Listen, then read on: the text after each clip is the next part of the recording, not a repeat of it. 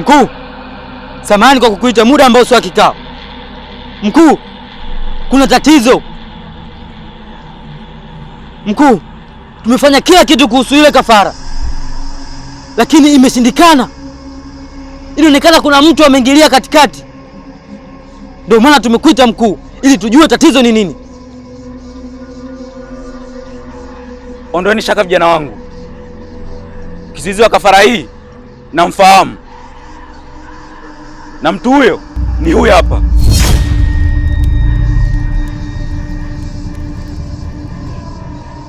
Kumbe nini mento?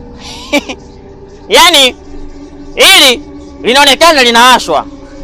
Mkuu, nikuondoe tu wasiwasi, maana nilishalionya.